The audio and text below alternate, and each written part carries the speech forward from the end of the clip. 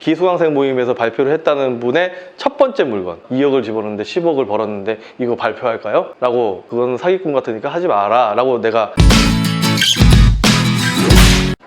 여기에 사서 얼마가 오를까를 기대를 하는 게 차익형 부동산이고, 수익형 부동산은 월세 받는 거, 월세를 받는 거를 차익형 부동산이라고 하고, 이것도 아니고 저것도 아닌데 월세는 이자 정도만 충당을 하고 차익이 올라가는 거를 바라보는 것도 있어요. 얘는 주로 이제 토지를 많이 깔고 앉아 있는 거거든요. 이게 창고, 공장 이런 애들이 이 중간형인데, 상온 창고 같은 경우에 평당 25,000원의 임대료를 받습니다. 그럼 100평이면은 250만 원이죠. 200평짜리면은 500만 원을 월세를 받아요. 수익률에 대해서 제가 설명을 할 때 얘기를 하겠지만, 100평에 250만 원이면 얘는 가치가 5억이에요. 예를 들어 500만 원 월세를 받는 애는 얘는 10억이라고. 공장도 거의 임대 시세가 이 정도 됩니다. 공장도. 그러면 창고나 공장은 대부분 사람들이 많이 안 보거든요. 안 봐요. 그래서 얘가 이 정도 시세가 물론 지역에 따라서 다 달라요. 용인이냐 이천이냐 남양주냐 이렇게 선호하는 지역도 있고, 저 일죽 이런 데도 떨어지게 되면 좀 많이 내려갑니다. 그런 데는 한 18,000원 그 정도 돼요. 이제 그 시세를 확인을 해서, 임대 시세를 확인해서 입찰을 들어가는 거예요. 그러면 임대료를 굳이 다가구 주택하고 상가에서만 받아야 될 필요 있어요? 창고면 안 되나? 돈만 들어오면 되지? 내가 계속 그 얘기 하잖아요. 돈 버는 게 중요한 거지, 그게 뭐해서 돈을 버는 건 중요한 게 아니라는 거예요. 근데 얘는 몰라, 사람들이 임대 시세가 어느 정도 되는지. 얘를 100평을 지으려면 평당 한 120만 원 정도가 들어가거든요. 100평을 지으면 1억 2천만 원이라고. 2천만 원.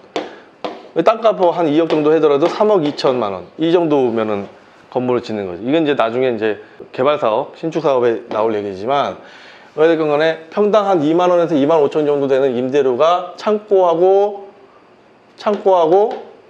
공장에서도 발생이 된다.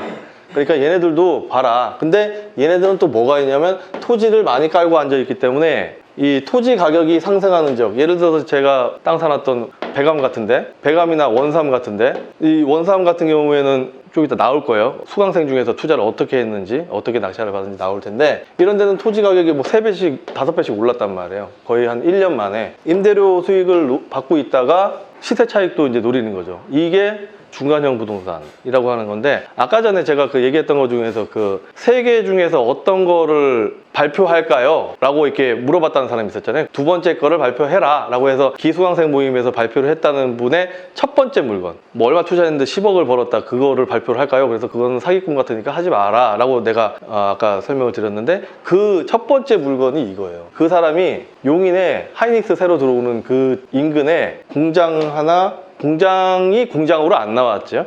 근데 하여튼 공장 하나하고 나대지 하나를 받았는데, 공장이 평당 100만 원에 받았고 얘를 60만 원에 낙찰을 받았는데, 그게 원삼 하이닉스 인근이에요. 얘 250만 원이 최소 금액이거든요, 평당. 그러니까 얘는 2.5배고 이 나대지 낙찰 받은 거는 4배 정도 지금 차익을 본 거예요. 그러니까는 자기가 들어간 돈보다 창고하고 공장이에요. 그 정도를 노리려고 한다 그러면 그쪽으로 가야지, 아파트 뭐 2억짜리 해가지고 뭐 3억을 벌고 그거는 불가능하다는 거죠. 요 쪽을, 그러니까 얘를 얘기를 하는 이유는, 얘는 임대료도 충분히 받을 수 있고 땅값 올라가는 것도 또 받을 수 있다, 누릴 수 있다. 그래서 공장 창고